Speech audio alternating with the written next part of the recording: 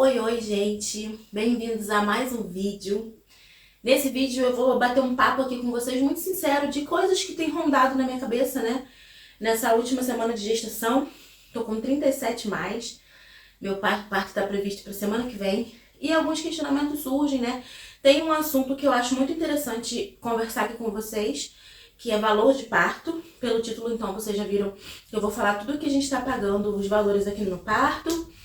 E outro assunto interessante também, que eu acho que muitas mamães pensam, né, de primeira viagem, ou isso sempre paira, né, na cabeça da mulher nesse momento, que é como gerenciar a rede de apoio, né, sobre ter ajuda, sobre rede de apoio. Vocês me desculpem se eu desviar o foco em alguns momentos, é que eu tô gravando aqui com o gatinho do meu lado e com o bebezinho. Gente, eu tenho a minha filhotinha aqui que tá aqui comigo, mas a gente vai discorrer aí sobre esse assunto. Primeiramente, eu gostaria de dizer pra vocês, quem não é inscrito no canal, caiu aqui de paraquedas pesquisando, se inscreva no canal, em breve teremos um recém-nascido aqui. Não sei se quando você assistir esse vídeo o Henrique já vai ter nascido, mas aqui eu compartilho nossa rotina, rotina familiar, rotina de dona de casa, maternidade.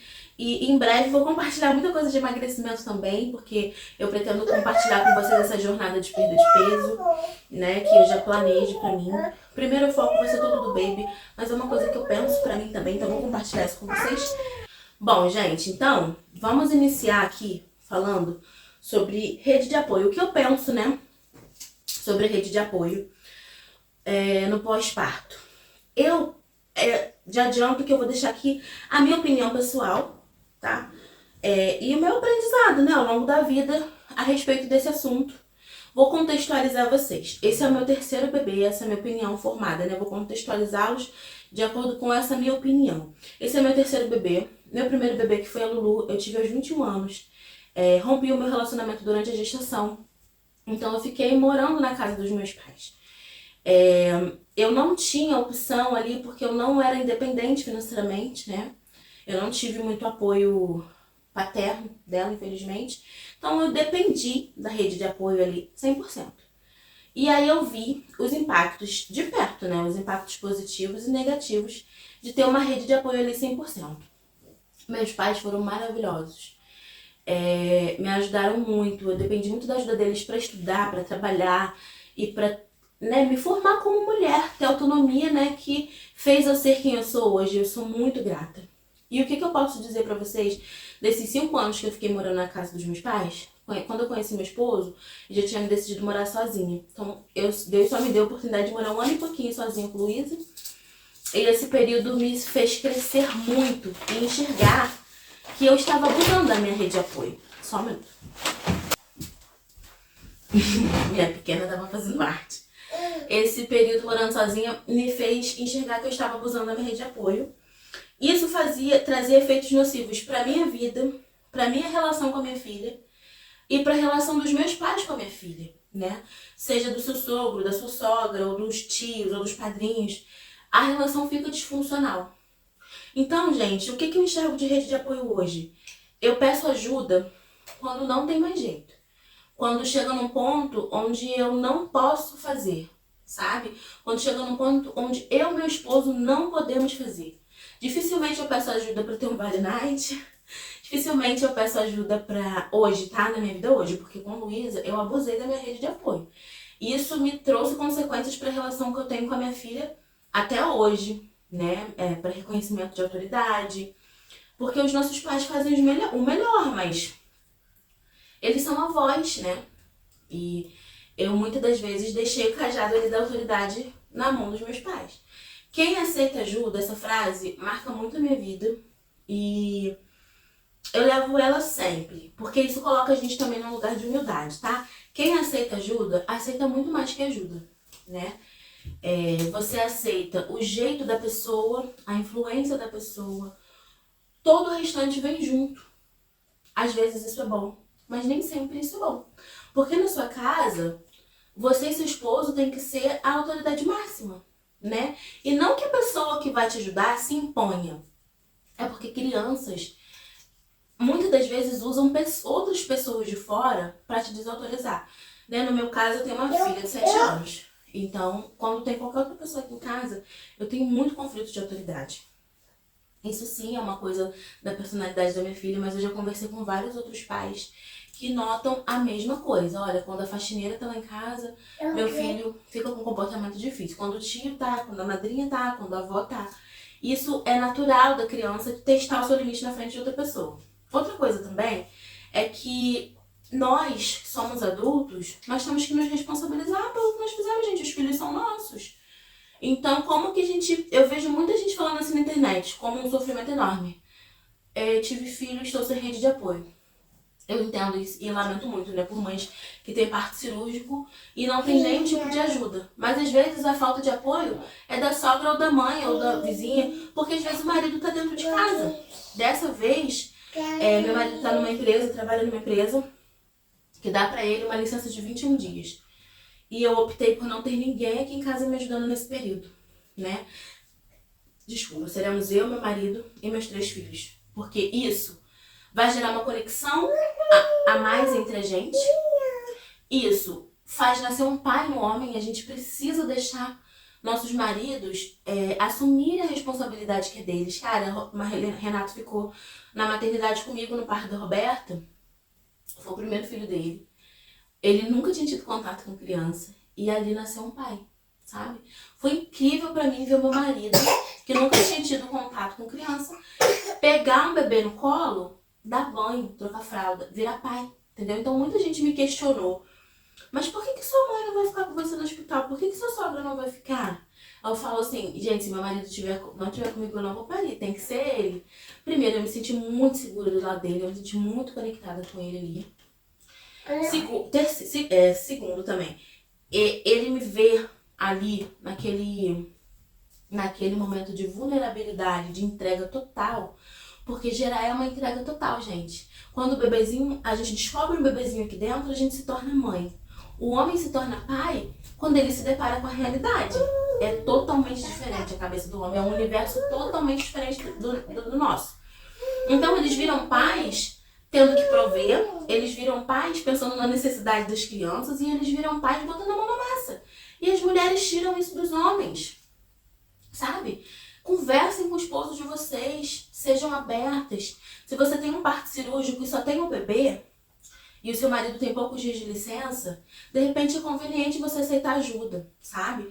Mas conversa com a pessoa que vai te ajudar, fala, olha só, a ajuda que eu preciso é dar um jeitinho na casa, deixar uma comida pronta, porque eu de fato não posso fazer esforço. Mas quando o meu esposo chegar, ele vai assumir comigo, ele vai me ajudar. Entendeu? Estipula a ajuda que você quer, ver se a pessoa está aberta a ajudar da forma que você precisa. Porque existem muitas redes de apoio disfuncionais também. Tem gente que chega na tua casa e só quer ficar com o teu bebê no colo. Entendeu? E não é esse tipo de ajuda que a gente precisa, né? Então, eu no parto da Roberta recebi a ajuda da minha sogra. Meu marido só teve 5 dias só de licença e minha sogra ficou aqui comigo um mês. Minha sogra é uma das pessoas mais proativas que eu já vi. Realmente ela é uma pessoa muito útil, tá? E ágil. Ela tá aqui comigo agora. Eu precisei aceitar ajuda 15 dias antes do meu parto. Porque eu moro num lugar longe, quem me acompanha aqui há mais tempo, né? Já viu que eu mostrando a rotina de buscar a Luísa na escola, que eu tenho que ir de ônibus e eu vou com o Roberto no colo. E eu passei mal, tive uma queda de pressão. Graças a Deus eu tava sem a bebê, sem as meninas. Eu tive uma queda de pressão. E aí eu vi que eu estava vulnerável e eu precisava de ajuda. Então minha sogra veio e ficou aqui 3 dias na semana passada, 3 dias nessa semana. Ela está, inclusive tá buscando Luísa na escola agora porque eu precisei de ajuda. Eu tô muito cansada já, muito debilitada. Mas eu só aceitei ajuda naquilo que eu realmente precisava. E quando a Roberta nasceu, eu precisei, porque o Renato estava entregue ao trabalho, né? E ela queria muito ajudar. Eu acho que eu falhei no fato de que ela ficou aqui um mês. Então eu acho que eu acabei abusando da minha rede de apoio nesse tempo que ela ficou aqui, porque a gente se acomoda, tá? Receber ajuda é muito bom. Eu tenho uma bebê, tem 5 refeições por dia para cada criança. Tem uma pessoa aqui que te ajude a fazer isso, cara, você fica acomodado. Nós mães, nós pais, nós chefes, né, de lares, rainhas do lar, chefes do lar, nós temos que ser vigilantes. E estar ativo. Oi, te amo, meu Deus. Boa tarde. Estarmos ativos engajados, fortalecidos por essas tarefas, ó, que é beijo, faz com que nós sejamos vigilantes. Receber excesso de ajuda coloca a gente numa zona de conforto que não é o nosso lugar. Enquanto esposas, donas de casa, rainhas do lar, pais, chefes de famílias, provedores. Então eu deixo essa reflexão com vocês aí, para vocês ponderarem. Porque quem define o tanto de ajuda que precisa ou não, quem julga somos nós. Né? Foi muito difícil convencer essa mãe e essa sogra de que nesse pós-parto eu ia ficar sozinha. Minha sogra, eu tenho certeza que tá com o coração partido. Minha mãe trabalha em outra cidade também, não deixei ela tirar férias pra ficar comigo no pós-parto, porque esse momento é nosso, né? Dessa vez eu vou fazer do jeitinho que eu sonhei, que é esse momento ser meu e do meu esposo. E aí a ajuda da minha sogra eu aceitei agora no pré-parto, e a ajuda da minha mãe eu vou aceitar pós a licença de 21 dias do meu marido, que vai ser quando eu vou estar com um bebezinho de menos de um mês e ainda vou ter uma criança para buscar na escola. Então, nesse período, a minha mãe vai tirar férias e vai me dar o suporte de buscar Luísa na escola para mim. É só esse suporte que eu vou precisar.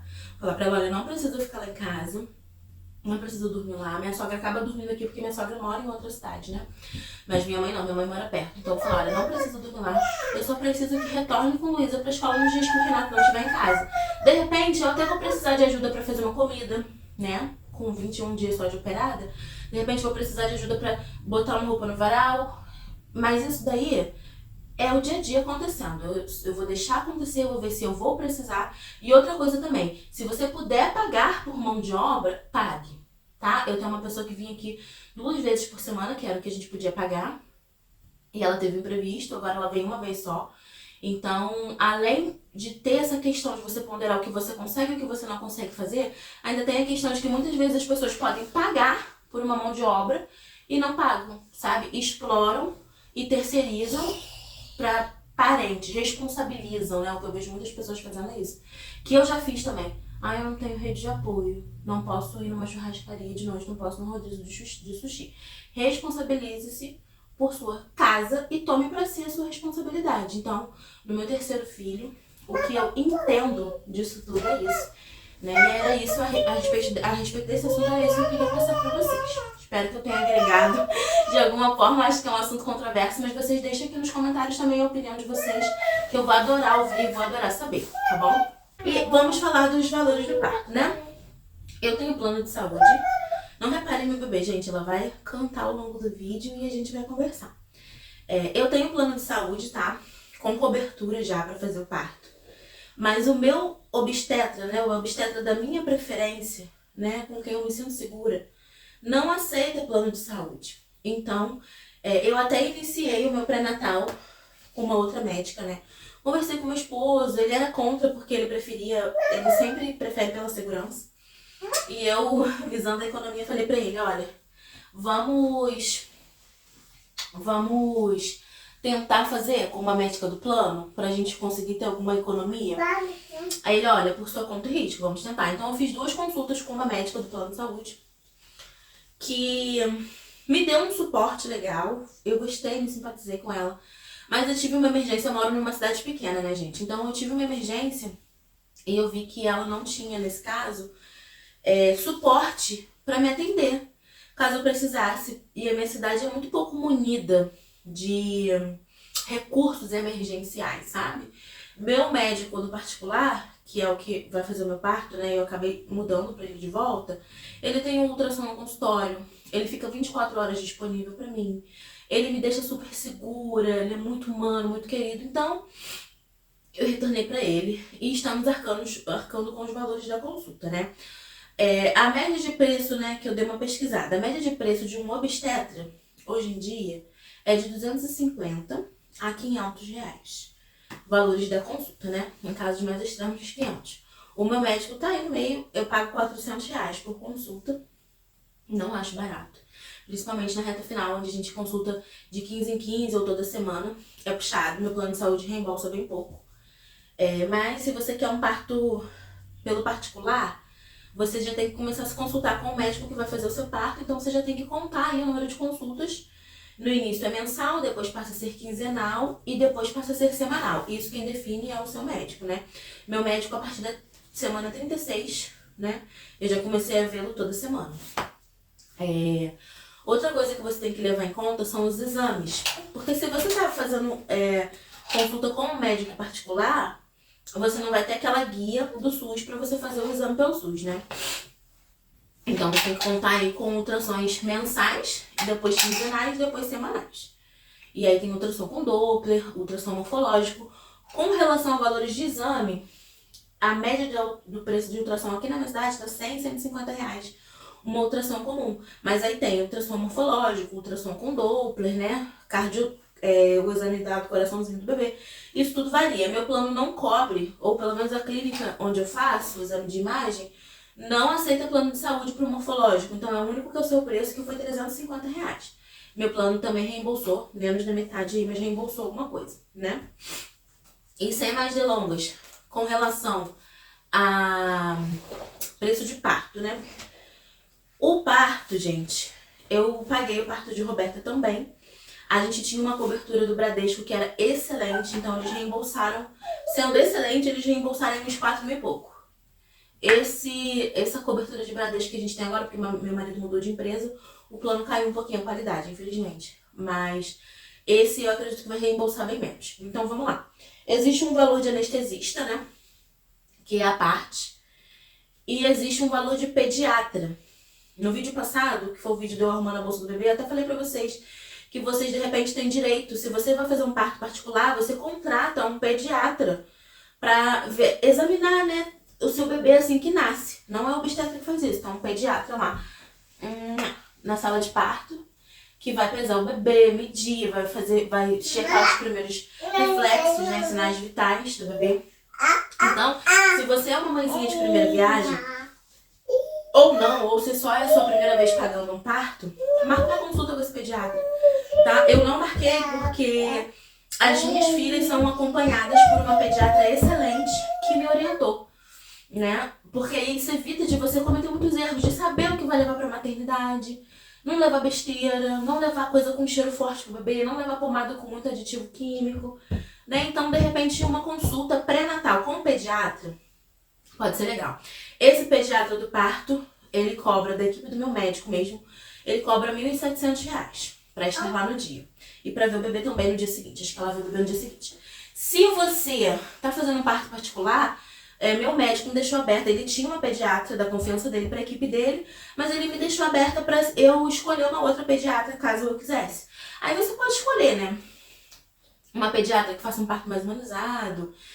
Com essa eu já falei com o meu médico mesmo pra falar com ela que eu queria que tardasse um pouquinho pra cortar o cordão umbilical. Gostaria que o bebê fosse trazido ao meu peito com a placenta ligada ainda, porque isso traz benefícios pro bebê. Então dá uma pesquisada, tudo isso é uma coisa ajustável e já tá embutido no preço que você vai pagar aí.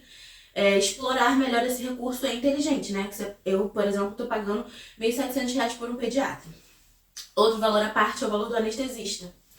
Anestesista é em torno de R$ 2.000 no hospital, onde eu vou... Tosse, tapete. O que tem na boca, menina?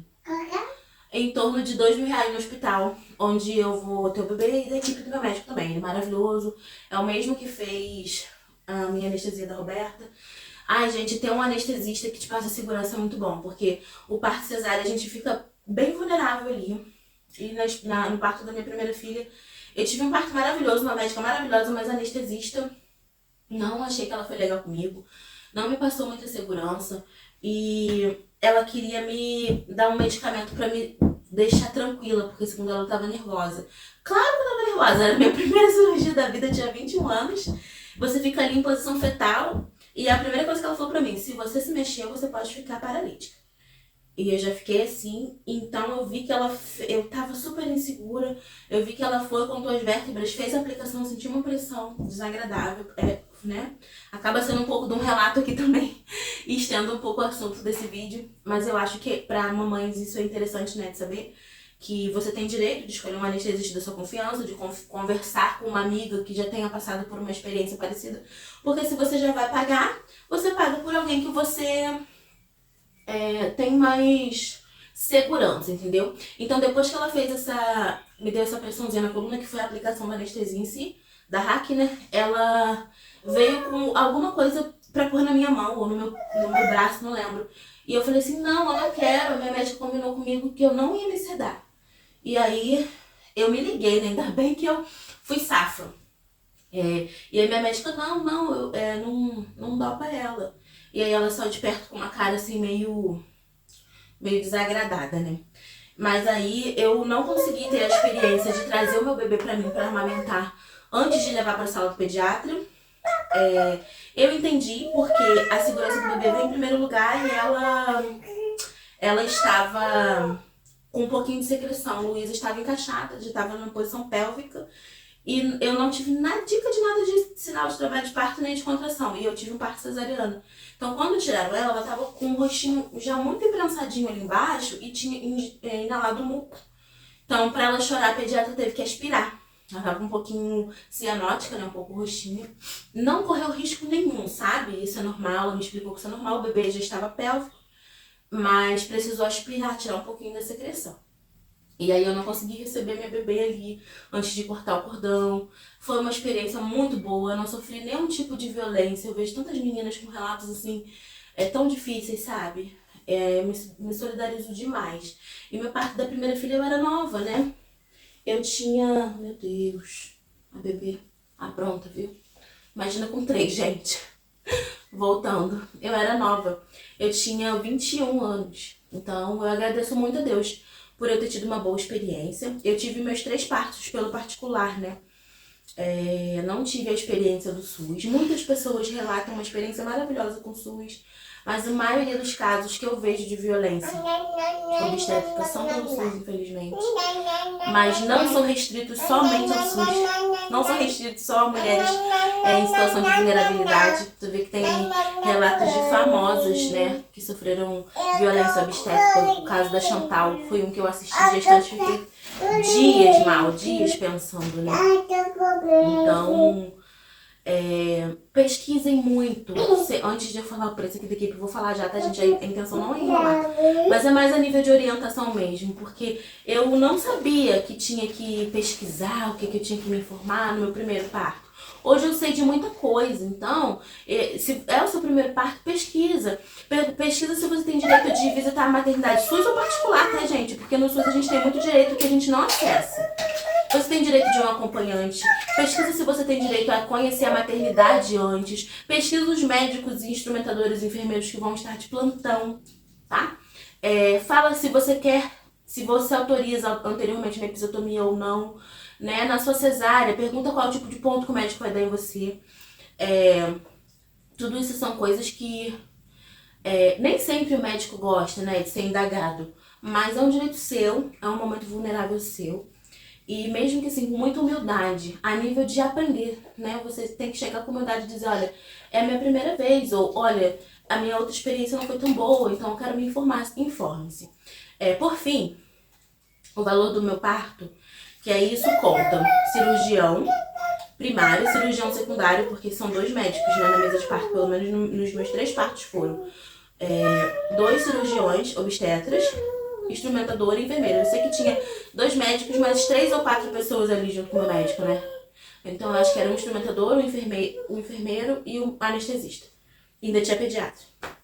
Então, o valor dessa equipe fica em 12.300, tá? Instrumentadores, os 2 cirurgiões e enfermeiro. E aí tem 2.000 do anestesista e 1.700 do pediatra, tá? Eu não sei como é a questão da internação, porque a internação é a parte. Esse valor vai variar muito de acordo com cada hospital. Porque eu não pesquisei, porque eu tenho plano de saúde, então meu plano cobre a minha internação, graças a Deus. Internação, medicamentos que eu vou tomar lá, né? Se eu tiver alguma emergência, precisar ficar mais algum dia, eu também posso. Então, com relação a isso, eu não preciso me preocupar.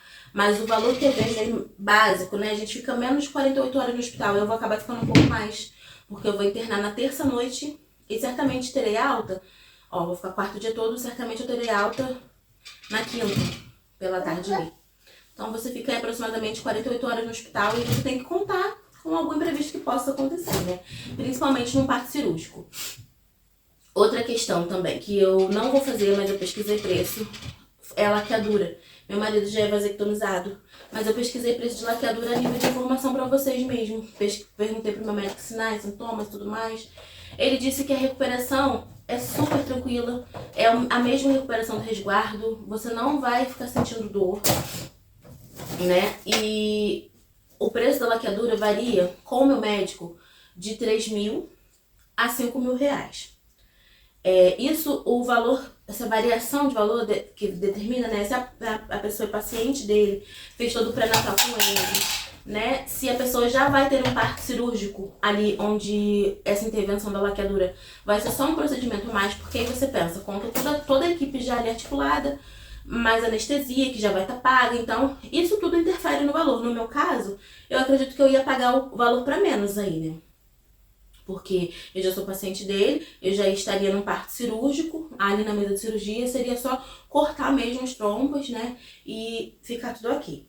Eu vou falar um pouquinho com relação, já entreguei tudo que eu prometi nesse vídeo, e vou falar um pouquinho sobre alterações que é a síndrome pós-laqueadura, que as mulheres têm tanto medo. E eu me informei também, antes do meu marido operar, porque era uma vontade minha, né, o meu terceiro filho.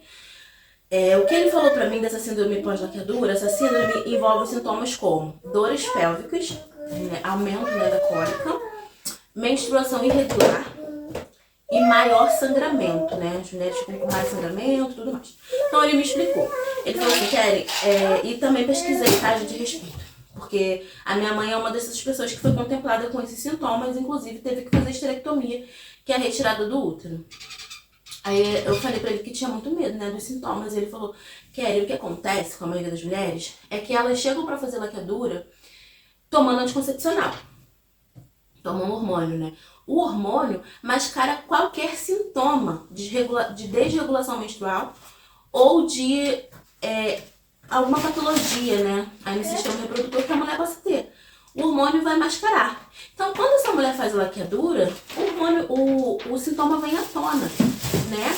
E a mulher que não toma anticoncepcional, faz a laqueadura e passa a ter sintoma, a mulher tem que entender que o nosso corpo muda. Bem como a nossa alimentação muda, o nosso estilo de vida muda. Boa parte da nossa população hoje, ela é diagnosticada, ela tem endometriose sem diagnóstico. Então, imagina, uma mulher com endometriose, vai lá, liga os trompos, né, faz a laqueadura, para de tomar hormônio, come carboidrato pra caramba, para de fazer atividade física, o estilo de vida muda. Então, todos os sintomas da endometriose vão vir à tona. Foi o que eu acho que aconteceu com minha mãe, porque minha mãe não tinha diagnóstico de endometriose por falta de conhecimento, e eu fui diagnosticada. Então, eu sei que uma dieta baixa em carboidrato atenua meus sintomas. Eu sei que tomar hormônio mascara os sintomas. Então, muitas das vezes o que acontece é isso. Segundo o meu médico, que tem quase 40 anos de experiência, né, como ginecologista, obstetra, e é uma das pessoas mais humanas que eu conheço, essa síndrome pós-laqueadura é um mito, tá? Ele falou assim, às vezes esse aumento no fluxo menstrual é um sintoma natural do seu ciclo mudou, seu estilo de vida mudou, né? Então, basicamente isso.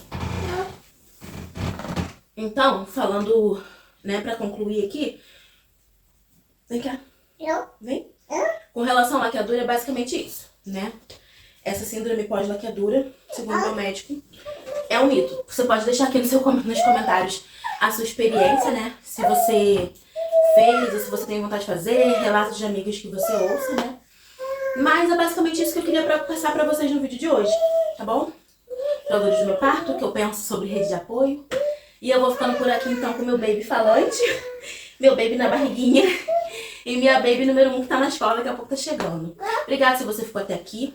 Eu tô amando compartilhar essa jornada com vocês e ansiosa por cada etapa que eu possa estar compartilhando e agregando aí pra vocês também, tá bom? Um beijo e até o próximo vídeo.